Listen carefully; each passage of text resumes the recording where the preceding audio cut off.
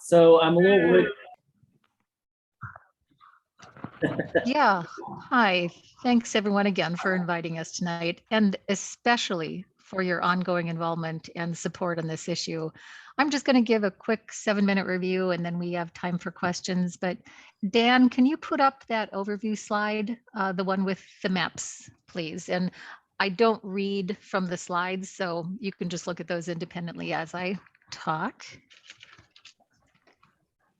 Okay. So last year, the South Tacoma Neighborhood Council submitted an application to the city for a code amendment update with the goal of better protecting Tacoma's largest underground water supply, which is within South Tacoma.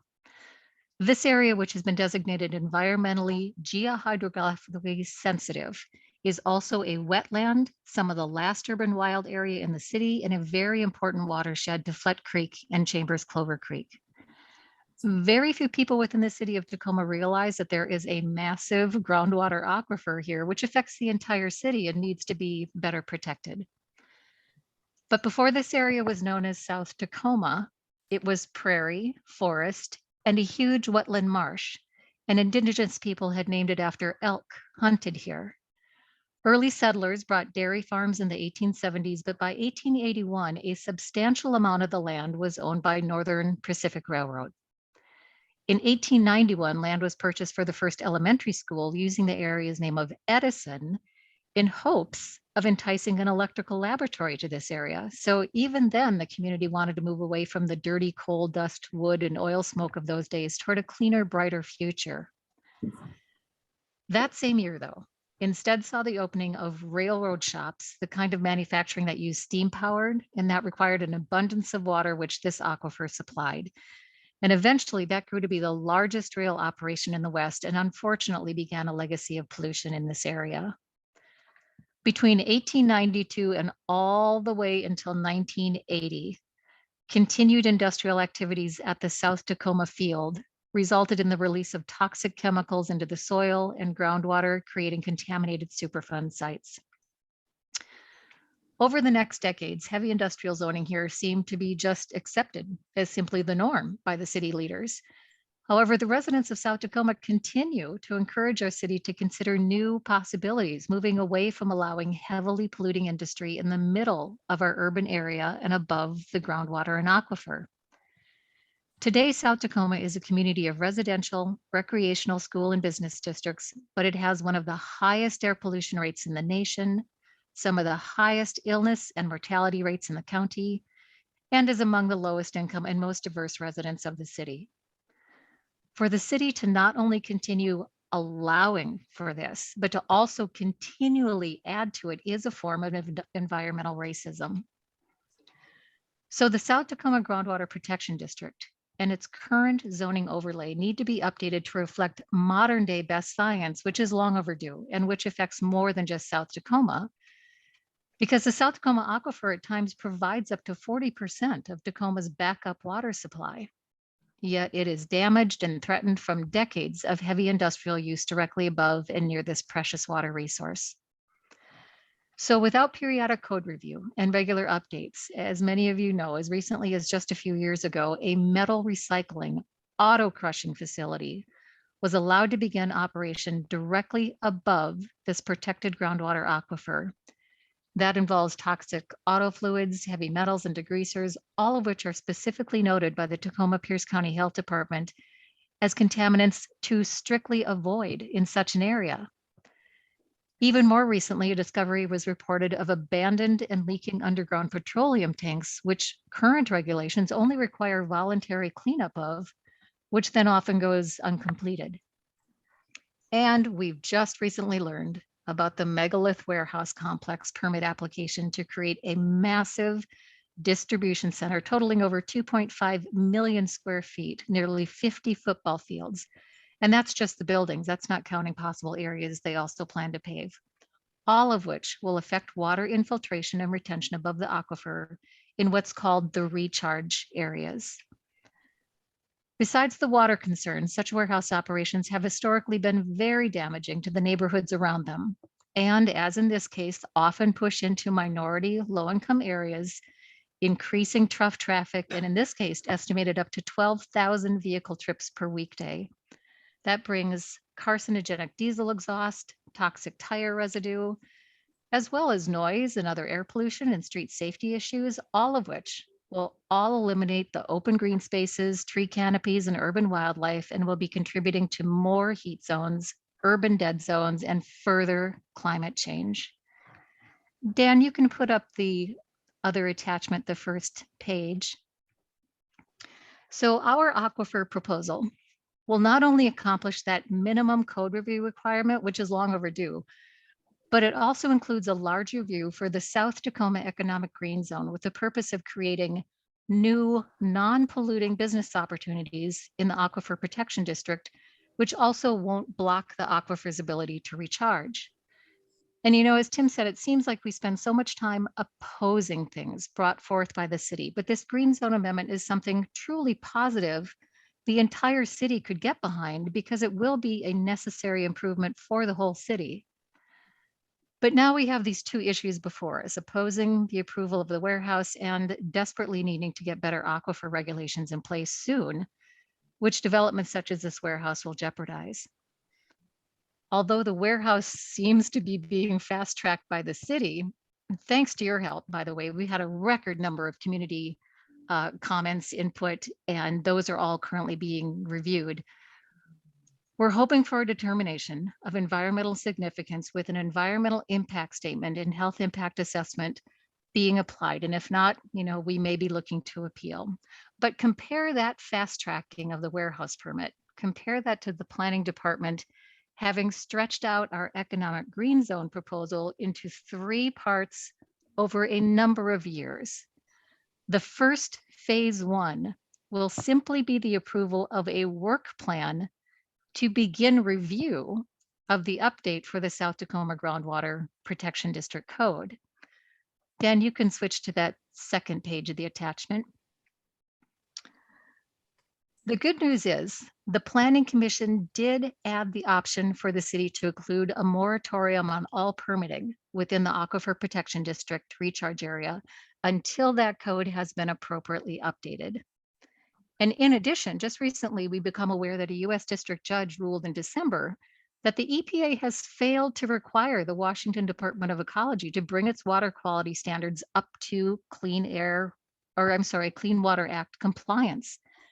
I also have concerns that the city isn't following its current code correctly, since the protection overlay should be the overriding policy, but it doesn't appear that the critical area preservation requirements are being applied. So all of that supports pausing any continued permitting. So there are 2 upcoming meetings. We'll be asking people to voice this request to not only to pass the phase 1A work plan, but also to include the moratorium on permitting. And I'll definitely share some suggested verbiage with Dan to get that out to everyone. Since the first meeting is May 25th, comments will need to be in by 2 p.m. to the Infrastructure Planning and Sustainability Committee. The second meeting will be the actual public hearing on the code amendment scheduled as part of the July 7th City Council meeting. Both of those will take written and oral comments, which I'm hoping we can get as many people as possible to participate in. Because, as we all know, due to global warming, protection of freshwater will be critical. As temperatures rise, less snowfall on Mount Rainier means less runoff to the rivers, which Tacoma relies on for one water source. Hot, dry summers, as we experienced last year and are predicted to continue, means we will be more and more dependent on our aquifer, and we must keep it healthy. So thank you so much. I so appreciate this group as we work together to make this a positive way to sustain a healthy future for Tacoma and the entire city. So I'm open to questions, or do you want to add anything, Tim? No, Heidi, you do magic all the time. Thank you. All I wanted to say again is this was designed originally, as we put this forward through the code process, was a resident-driven effort to do what was necessary and is necessary to protect our water supply that we own. And we realized it would require a lot of involvement and work, not just within the city, but with all of the city departments, with the Tacoma Pierce County Health Department, Department of Ecology, EPA.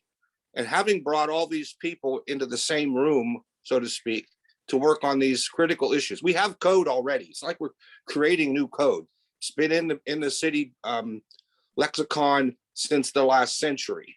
Okay, so we're updating what we already have. We already have a piece of turf. 1/5 of the city's total land area is protected by this district as an overlay zone.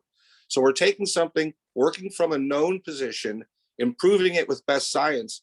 And since we have all these experts together, we wanted to take an opportunity to, one, take the large amount of the city people and persons and residents and regional residents who care about the environment, have been through some brutal battles to try to stop things and prevent further contamination and abide by the sanctity of the land, the stolen land that we are on, and create something that's positive, create an economic zone that we have an opportunity to shape what goes in there, what comes out of there in an absolutely limited use of resource way. It should be producing more than just things or boxes or whatever gets shipped around, but to take something and take all that energy and put it forward for our community and create something that doesn't exist anywhere on the West Coast.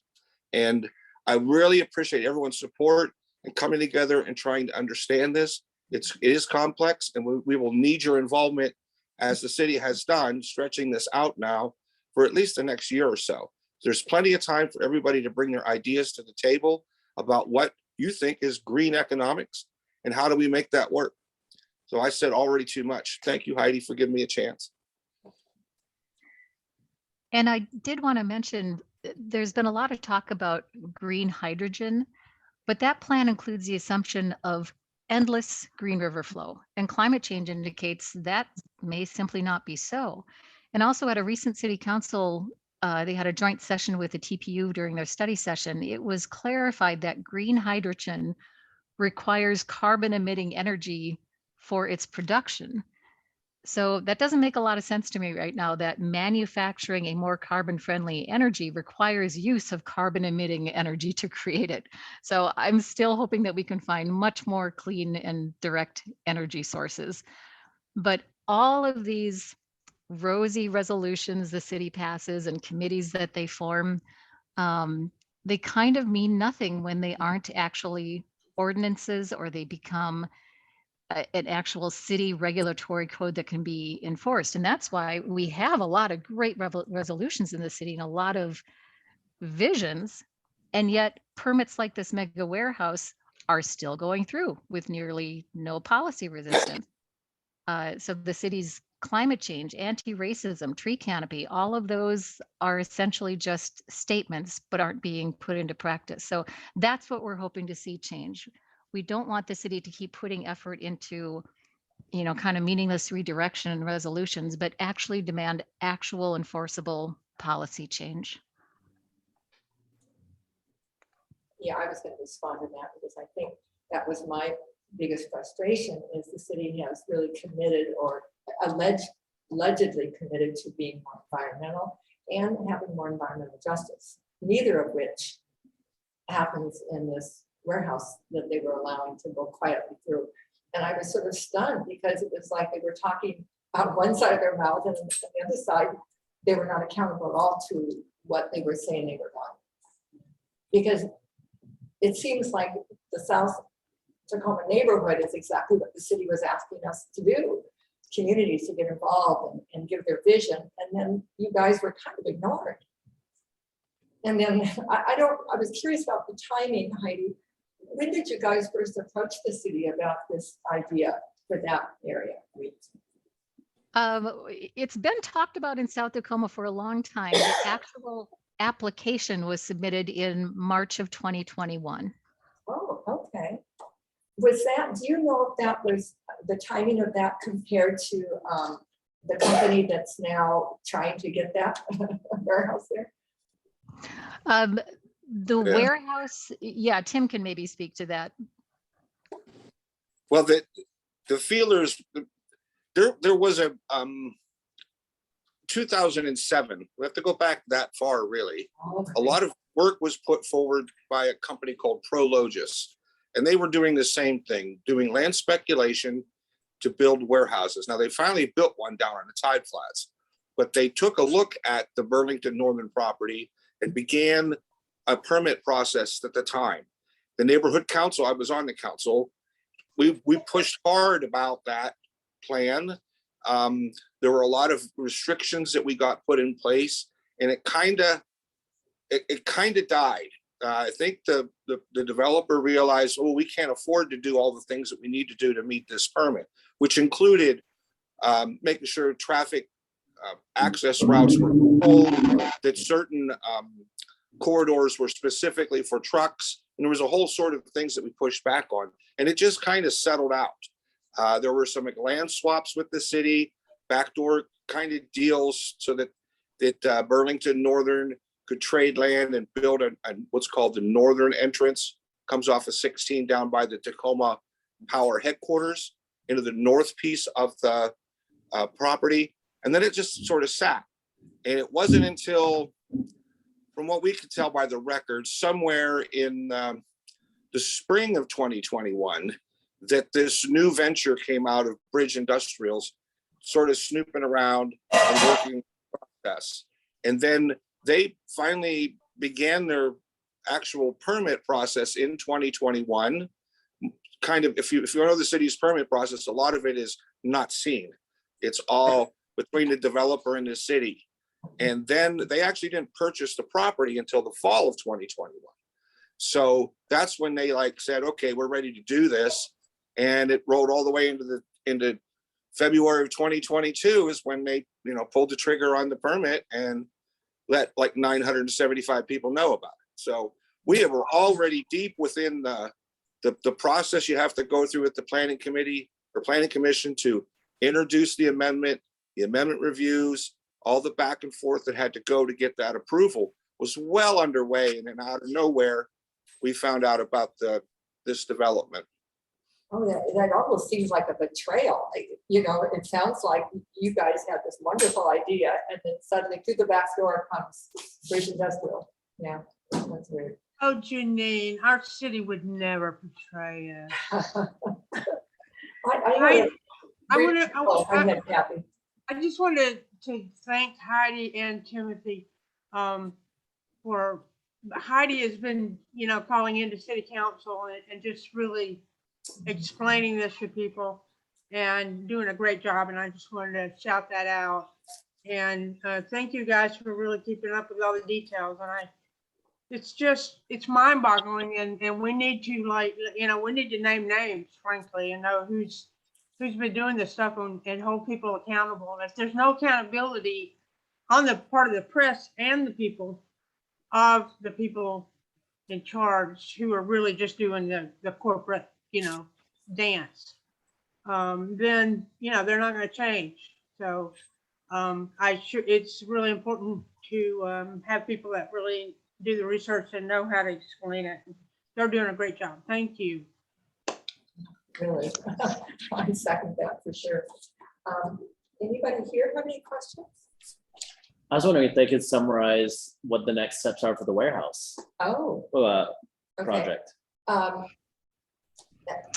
Heidi, do you know the next steps? If you can summarize the next steps for the warehouse, where their process is now and all this? Well, Elizabeth Pauley just gave a little update at the last city council, and she did acknowledge that there were over 600 public comments, and she even said a number of them were quite substantive. And so they are having the applicant review those. They're having their own experts within staff review them. She said, typically from the start of the application process, it's a 120-day cycle. And I've heard during the committee meetings, Tacoma brags about how easy and fast their permitting is. It's like 3 times faster than anywhere else in the state, which should raise some red flags if you ask me.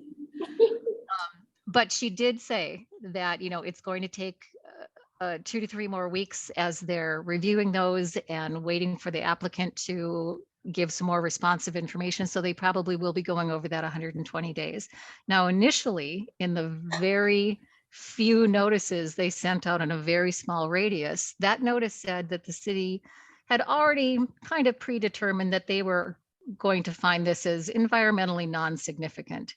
They had determined that for Prologis, and we're just going to try to just carry that over. Luckily, the word got out, and we've been asking for, the environmental impact statement and health impact assessment. And so right now we're waiting for the city to give their determination. We ourselves are just now in the first stages to start fundraising to pay for the possible appeal. And then that money can be used for the continuation of the green zone process too. And at some point, and we don't have to discuss this right now, but I did want to broach the idea that we're hoping that we might use your nonprofit as a place to hold some of those funds, at least just as a start. And I wondered who I could follow up with to inquire about that. Yeah, you can talk to Dan or myself about that. How Terrific. does the fund, have you started the fundraising already? No, we are just Okay, beginning. okay, because that would be great. I have another one question about, go ahead. Dan and I met with a friend of ours who works with Stanford internationally.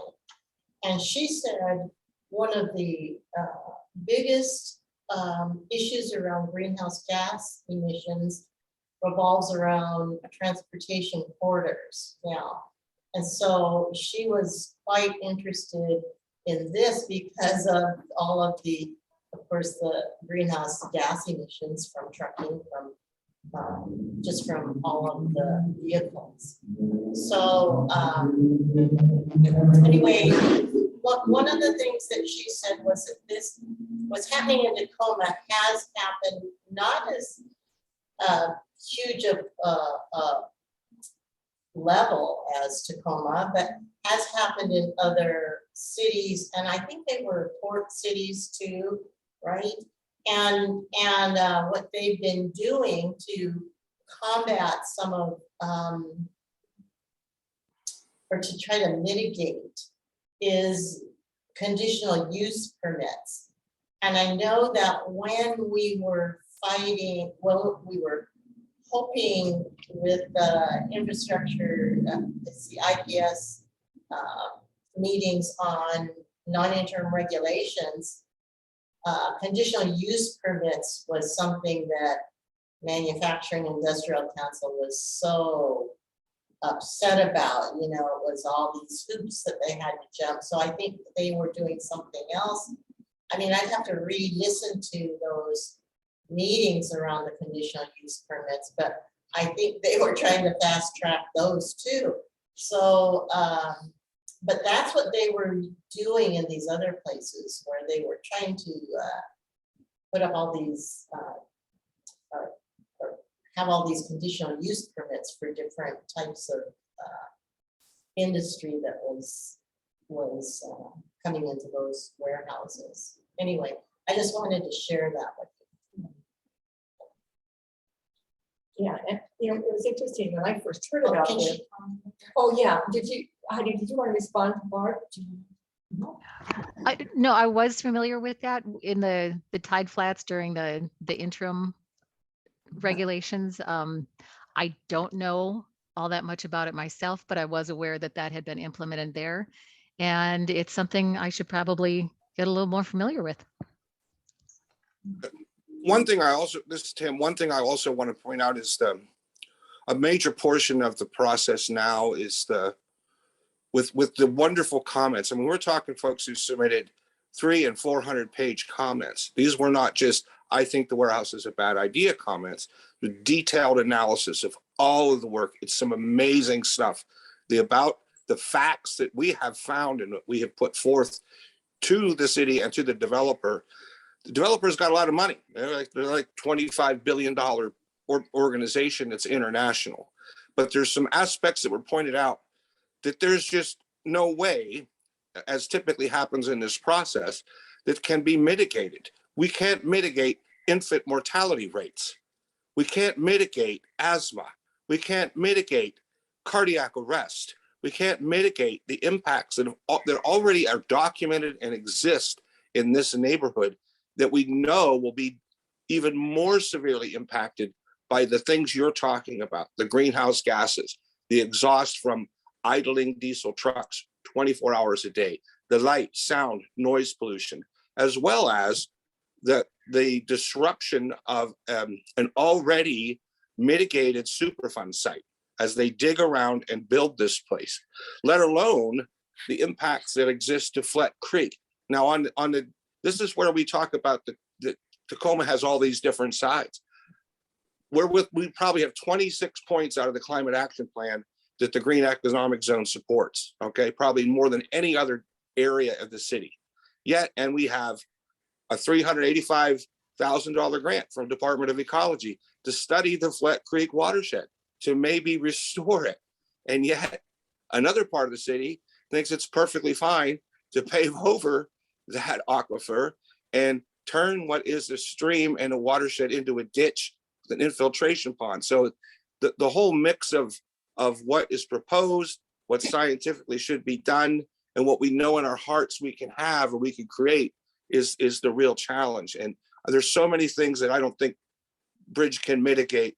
But the city, I think, will pretty much, there's nowhere on the city's planning permit chart for a denial box. And so for us, it's a matter of waiting when they make their issue, whatever they decide. I'm thinking they will decide to try to do an EIS. This is just my personal view. I think they will require a health impact assessment. But they don't have to. And so then we will be in a process where we will have to appeal that, and catching that window, because there's only 14 days from when the city makes their decision to begin the appeal process is quite critical for all of us to keep an eye on that. Yeah, really 14 days after they make the decision, you have to be ready for an appeal? Is that? You have to you have to slide the appeal in and say, we want to appeal this to the hearing examiner. It's a quasi judicial process, but you know, the bridge industry's got big bucks. So they're going to bring all their talent to the table. And that has to be matched when we go up against the hearing examiner to show how this can't possibly comply with the variety of things that have been pointed out. Timothy, can you tell us what you know about the banks that are funding this and the corporations behind it, and any connections to big oil and gas?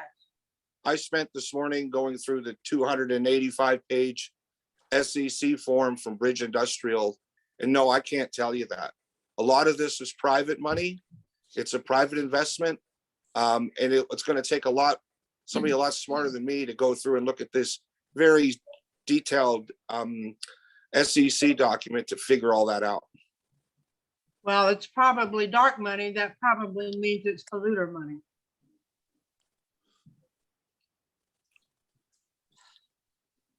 I think Teresa, did you also have something? I have a quick question for y'all.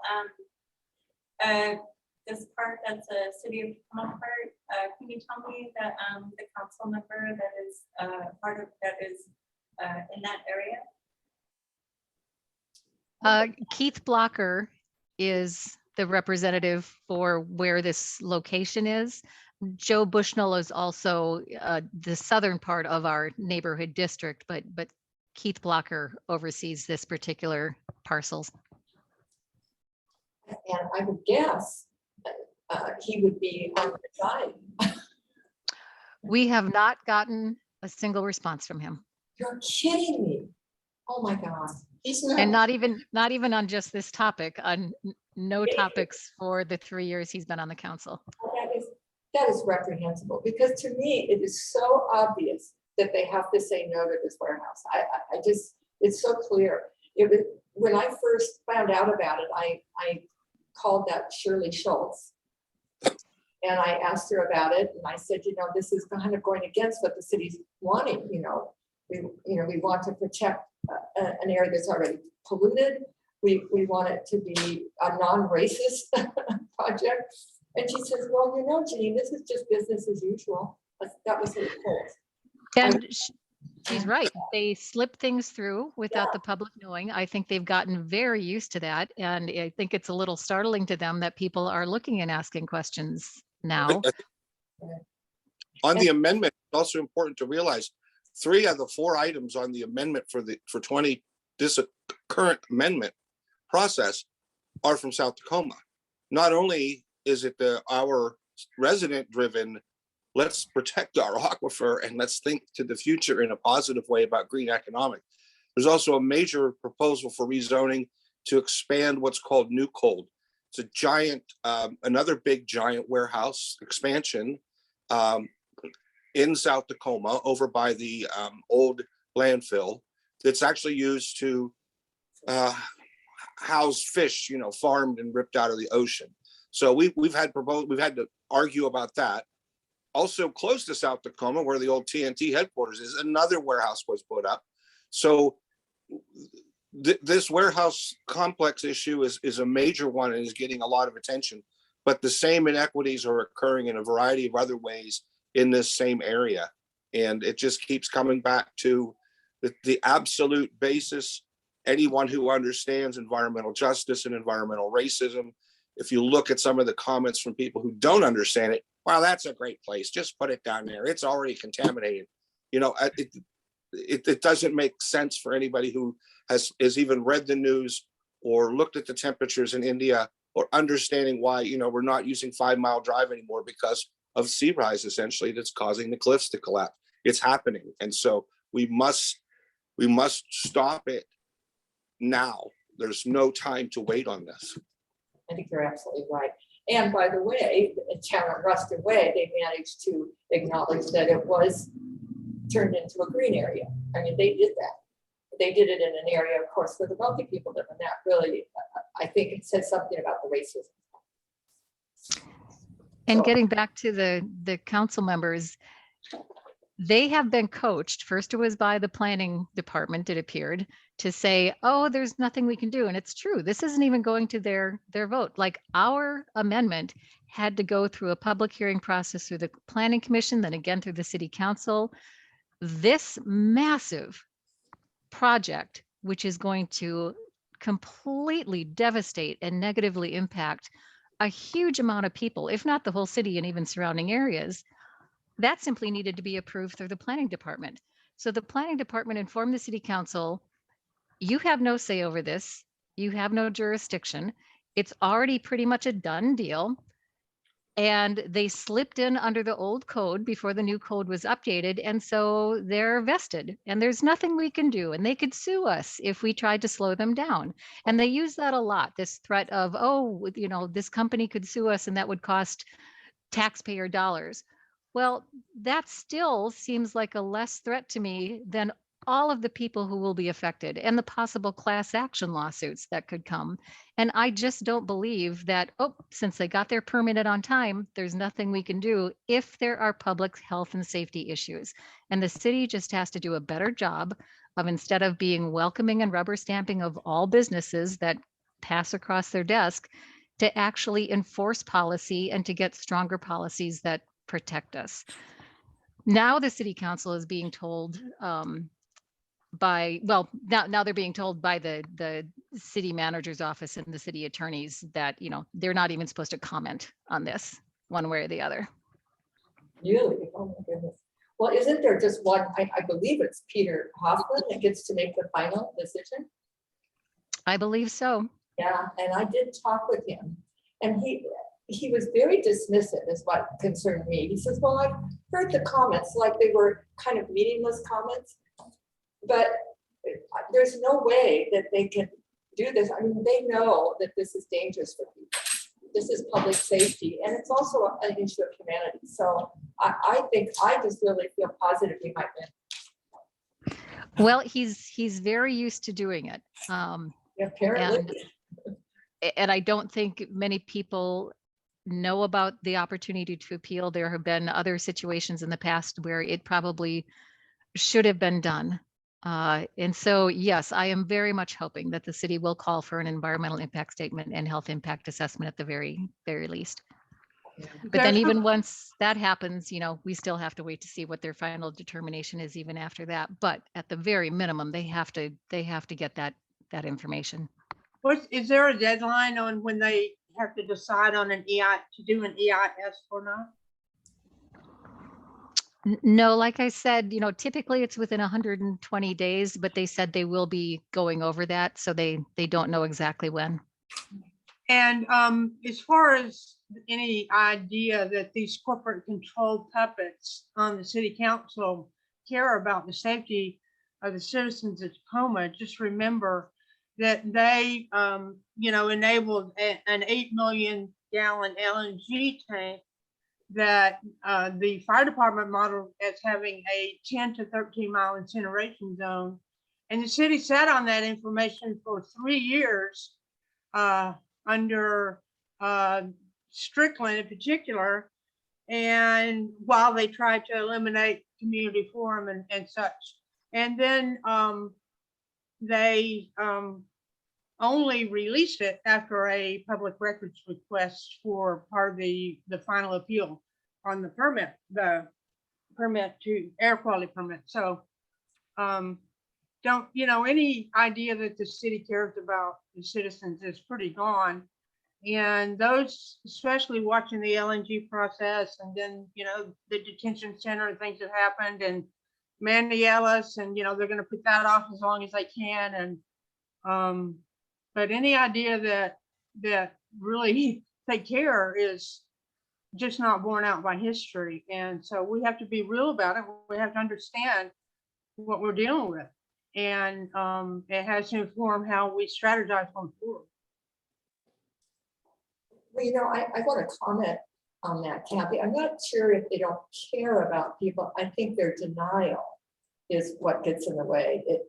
They really, I think they minimize the climate impact. I don't know how they can avoid the racist part of this. That to me is a little, I can see how people can kind of become climate deniers. But I think they do believe that the economic piece is going to help people. And so that's all they see, which is very unfortunate. Because this is definitely a situation where people needs to be over profit. There's no doubt. And Well, I mean, we need to understand corruption when it's staring us in the face, and that we need to not be so generous with those who keep doing that. Yeah, and that's why so many people have responded, because this is such a clear situation of horror to have this happen. I just wanted to clarify one thing with you, Heidi. You had mentioned May 25th. Can we to send something to Shirley Schultz, the planning group, or? no, this will be the Infrastructure Planning and Sustainability Committee. It's called the IPS Committee. Okay. So I'll share all that information with Dan. It'll say on their agenda, what email to go to. So our comments have to be in by 2 p.m. on May 25th to that specific committee. And then June 7th is the public hearing at the city council meeting. Okay, and we can all be. Does anyone else have any questions? I just want to respond. Yeah. Go ahead. On the IPS committee. I listened to it and they were talking about home and Tacoma. They weren't talking about the warehouse project. So when are they going to start? Do you know when they're going to start? Or are we just going to be keeping our eye on their agenda? I'm not sure I understood the question. Well, my question is, when is the IPS committee going to actually start talking about the warehouse project? I listened to it last week and they were talking about home and Tacoma. They weren't talking about the warehouse project. I don't believe they will be.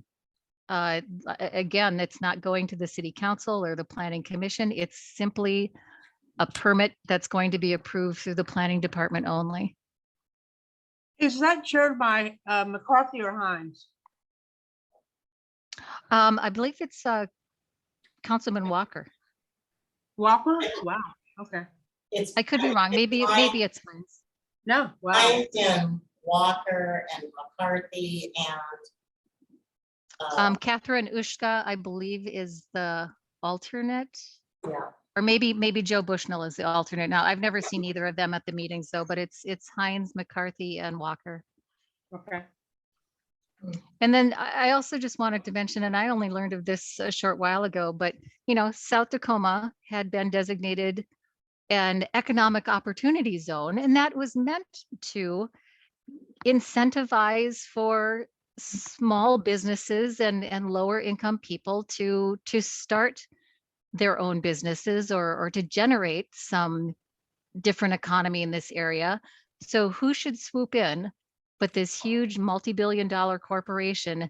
They are getting tax incentives to come into our community and devastate it. So we are giving them tax breaks, which is meant for low-income people. They're taking advantage of it and doing this awful thing to our neighborhood. The injustice is just too ironic. It's outrageous. And I long ago got in touch with my inner hell no. And I thought I heard Janine getting a little of that going a little bit earlier. But, we're way past getting in touch with our inner hell no. And I think now, especially women of all ages, the women who fought for it for decades. And now, because it's just the face of fascism. And frankly, there's a whole lot of that going on a lot of fronts in Tacoma. But it's, I think people have woken up now. I think people are waking up. There are so many, as Heidi pointed out, everybody was so happy when that area was designated as an opportunity zone. There's so many opportunities for synergy and fusion within the various stovepipe parts of the city. And that's the problem we have.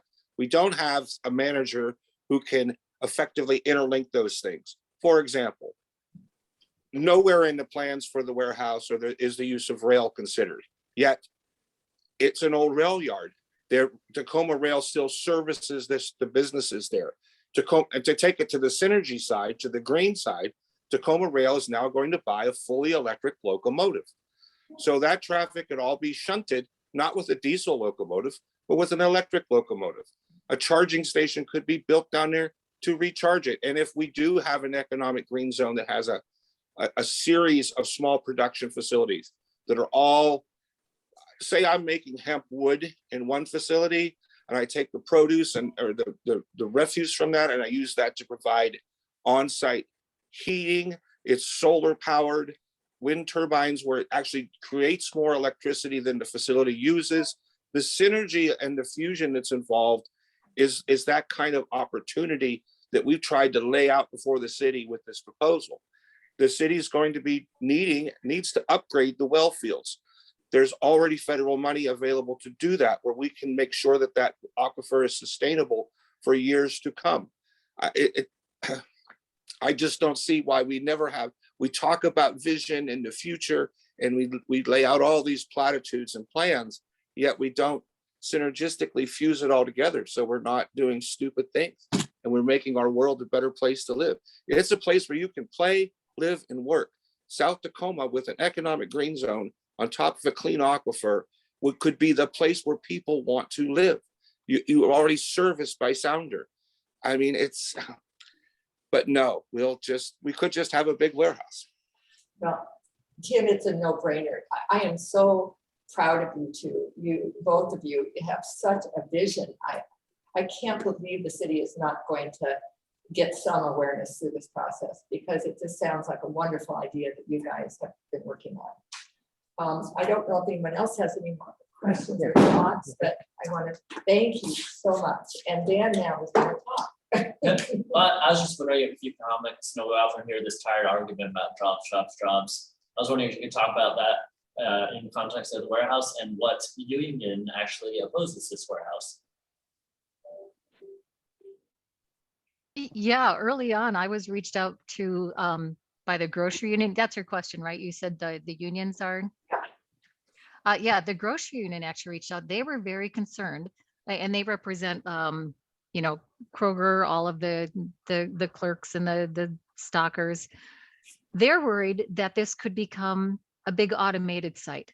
And so if things are being fulfilled by robotics, that's going to eliminate jobs. So there's no proof that this warehouse is going to be a job creator. We don't know what's going to be there. This could be a distribution center where their bags are packed and people simply drive up and pick it up, and we don't need stores anymore. So they were very concerned about that. The Teamsters actually wrote in their opposition. Oh, go ahead, Tim. I said, yes, the Teamsters, a strong letter from the Teamsters. And the Teamsters have taken this on as part of their nationwide effort. I mean, that is an amazing union to have against this facility. Along with, I think our list is what now, Heidi? 120 different organizations have signed on, not just weak letters, as you said, Huffman said, strong, powerful, documented letters and comments with science backing up the flaws within the plan. But having the Teamsters come aboard, I was really, I was surprised, but I'm very happy that they're on our side. And traffic safety is a big one of their issues Big too. concern. And I agree. Putting that many more vehicle trips and probably large delivery vehicles, cramming them into existing roadway infrastructures is going to be terrible. We've already seen devastating accidents between semi trucks on the freeway, and they're terrible, but they're also far reaching. I mean, everything grinds to a halt. And now imagine that many more vehicle trips per day, that many more incidents or traffic jams and idling trucks. So the road safety issues, the increased diesel exhaust, those small particles in diesel exhaust, we know that is devastating to children's lungs. It inhibits the lung development, and it just sets young people up for a lifelong struggle with bronchial and respiratory issues. And we know this. This is known science, and yet it doesn't seem to matter to the city. I have a question. What if, so some people will say, you're covering up a Superfund site. Even some people who claim to be environmentalists will say that. So what would be the main message, not in like, there are multiple reasons why to not have this warehouse, but what would be like a thematic message to give back about?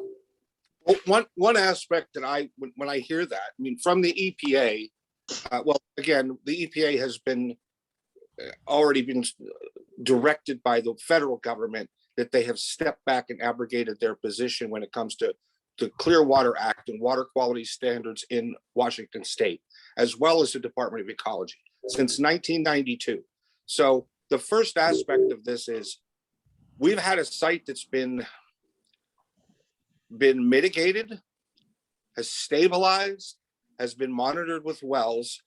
And if you look at all of that data, one of the best solutions would be to do nothing, would be to actually work to turn it back into its original condition, a marsh, a greenland, a wetland, an urban green space. Okay, that's a real radical side of that I believed in and was inherited by, I got that from Skip Vaughn, who used to be the neighborhood chair in South Tacoma, who saved Wapato Hills, Oak Tree Park, and the community that we had.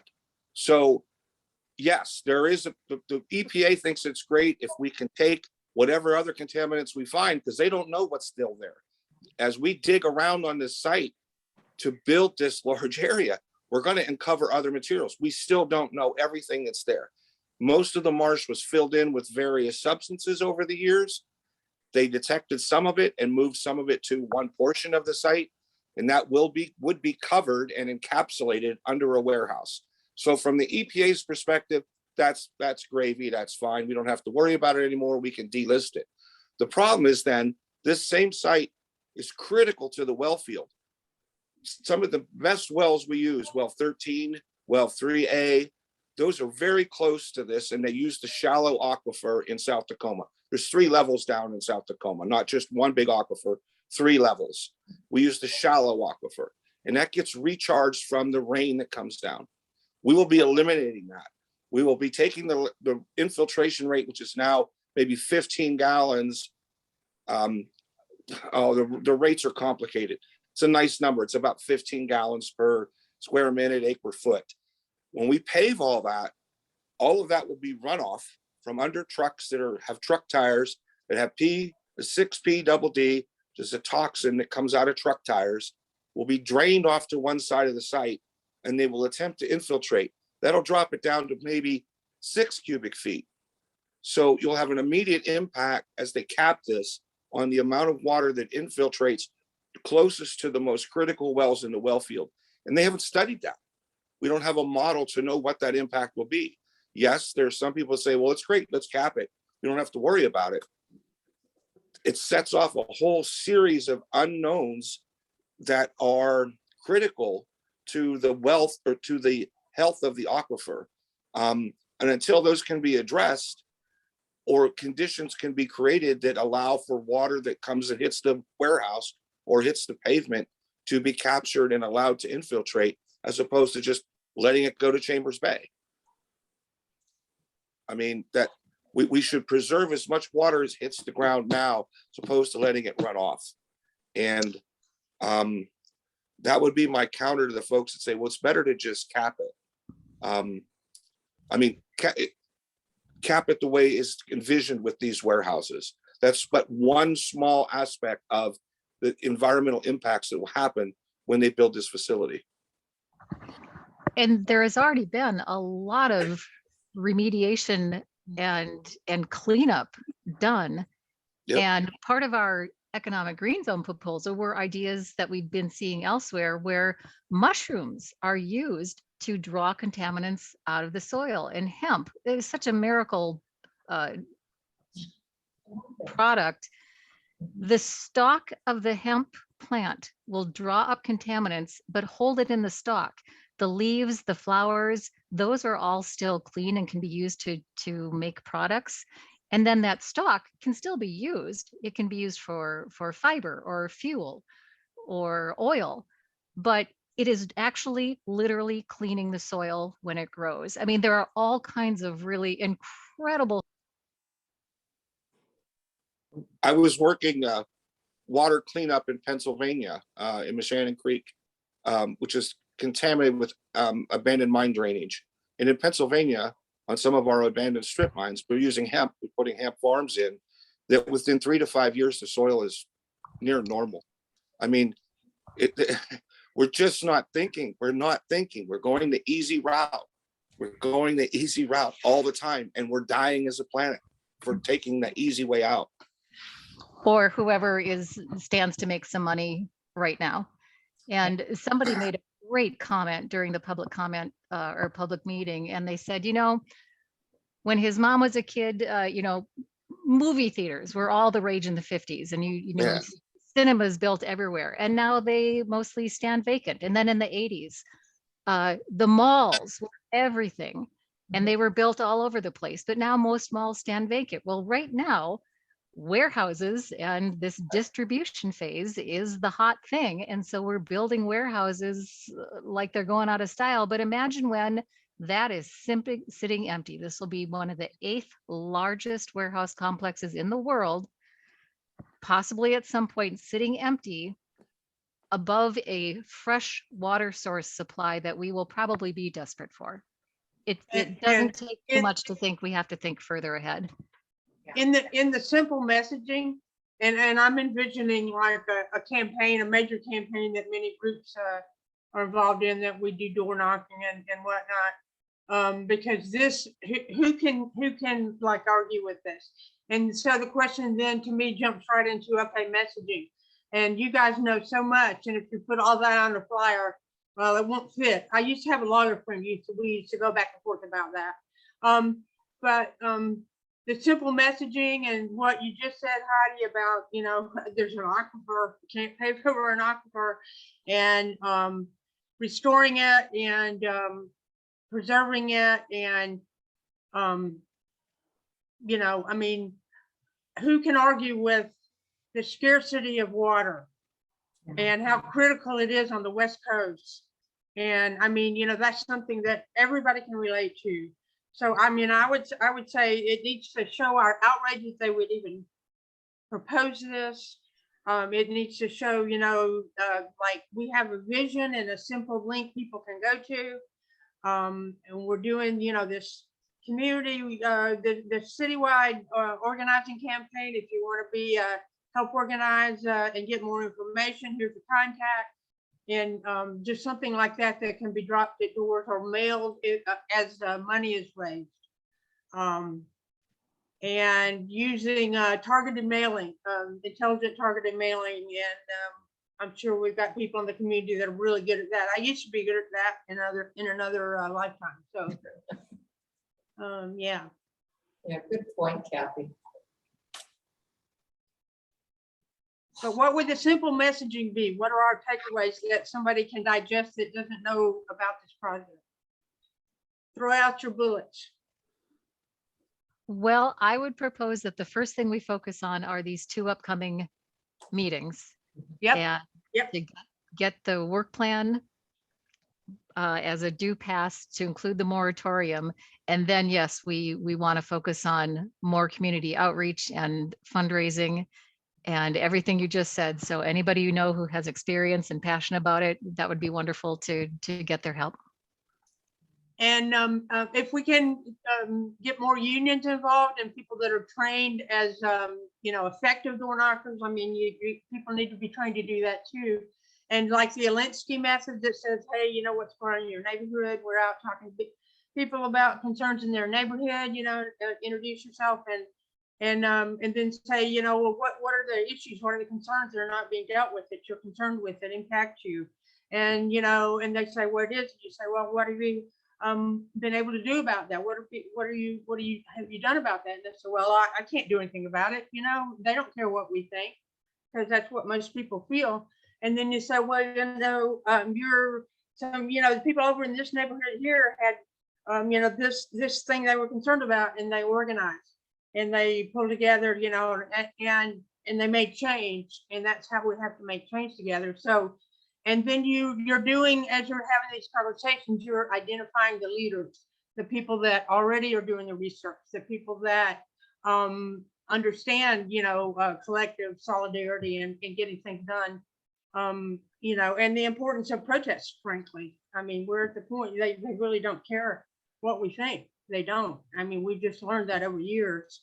And they do respond when a lot of people do turn out,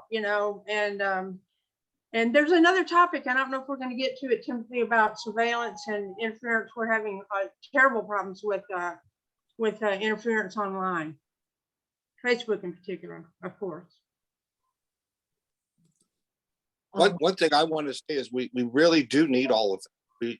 We were really walking through the whole process of learning code amendment and the planning commission on our positive groundwater protection district update and green economic zone. And there was a small core of us. We wanted to just get that through the process. And then here comes Bridge Industrial. So now with the same small core group of folks are trying to tell people about that, as well as inform the citizenry about what they can do, what the residents are doing to protect it. And we're definitely in this kind of a stage where we were going to begin to try fundraising. And we need everybody. We need the artists, we need the organizers, we need the outreach people. I'm running a Twitter account, which is like, I realized I just went over my 13th anniversary because Tacoma actually was one of the first cities to ever use Twitter. And that's back during the port militarization resistance movement. So I still had that Twitter account that I've been using. So we have a Twitter, South Tacoma Economic Green Zone. We have a Facebook page, South Tacoma Economic Green Zone. We're trying to use those mediums, but there's obviously more talented people out there than this old geezer. Well, as we end our meeting this evening, I first of all want to thank you guys. You have so much information, so helpful. I'm trying not to get discouraged about this whole thing, but clearly we need, this is a fight, an important fight. And I think we need to spread it as much as we can and get as many people involved. And the fundraiser, I think, is a great idea. As we're ending here, does anyone have any other final thing they'd like to say? No, just thank you, everyone. Yeah, thank you. And we will Save our aquifer. Yeah, really. We must win. We really must win. Okay. Thank you so much, you guys. This was really wonderful. I wish you the best. We will all be behind you. We have your back. We're doing what we can.